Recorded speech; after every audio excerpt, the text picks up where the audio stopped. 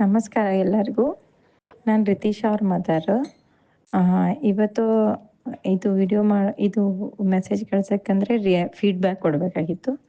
So first ಎಲ್ಲ ಅವ್ರ father ಬರ್ತಡೇಗೆಲ್ಲ cake ತರೋದು ಅದು ಮಾಡೋದು ಅಂತ ಹೇಳ್ತಾ ಇದ್ಲು.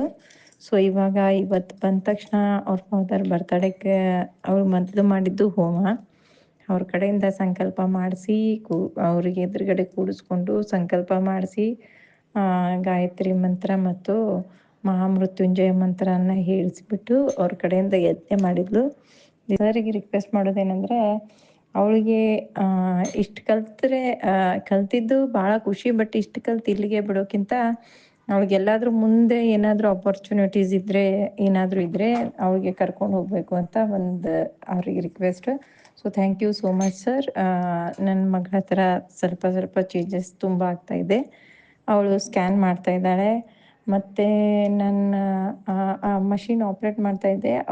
ಇವತ್ತು ಬಂದ ತಕ್ಷಣ ನನ್ನ ಮಷಿನ್ ಎಂಬ್ರಾಯ್ಡರಿ ಮಷಿನ್ ಆಪ್ರೇಟ್ ಮಾಡಬೇಕಾದ್ರೆ ಮುಂಚೆ ಯಾವುದೋ ಕಲರ್ ಹಾಕಿಬಿಡ್ತಿದ್ಲು. ಬಟ್ ಅವಳಿಗೇನು ನಾನು ಹೇಳ್ದೇನೆ ಅವಳು colour combination first, second, third, fourth ಅವಳು ಕರೆಕ್ಟಾಗಿ ಅದನ್ನು ನನ್ನ ಮೈಂಡಲ್ಲಿರೋ ಸ್ಕ್ಯಾನ್ ಮಾಡಿ ನನ್ನ ಮೈಂಡಲ್ಲಿರೋ ಕಲರ್ಸನ್ನು ಅವಳು ಕರೆಕ್ಟಾಗಿ ಹಾಕಿದ್ದಾಳೆ. That's a great changes. ಅದು ಕೂಡ ಭಾಳ ಚೇಂಜಸ್ ಆಗಿದೆ. ಯಾಕೆಂದರೆ ನಾನು ಕಲರ್ಸ್ ಹೇಳಿರಲಿಲ್ಲ ಅವ್ಳಿಗೆ, ಈ ಕಲರ್ ಇದಕ್ಕೆ ಹಾಕಬೇಕು ಅಂತ ಕಲರ್ಸ್ ಮುಂದಿಟ್ಟಿದ್ದೆ. ಬಟ್ ಕಲರ್ಸ್ ಯಾವ ಕಲರ್ ಯಾವಾಗ ಹಾಕಬೇಕು ಅಂತ ಗೊತ್ತಿರಲಿಲ್ಲ ಅವಳಿಗೆ. ಬಟ್ ಅವಳು ಯಾವ ಥರ ಕರೆಕ್ಟಾಗೆ ಸೆಟ್ ಮಾಡಿದ್ಲು. ಫಸ್ಟ್, ಸೆಕೆಂಡ್, ಥರ್ಡ್, ಫೋರ್ತ್ ಯಾವುದಕ್ಕೆ ಸೀರಿಯಲ್ ವೈಸ್ ಸೆಟ್ ಮಾಡಿದ್ಲು. ಸೊ ಅದೊಂದು ನನಗೆ ತುಂಬಾ ಖುಷಿ ಆಗ್ತಾಯಿದೆ.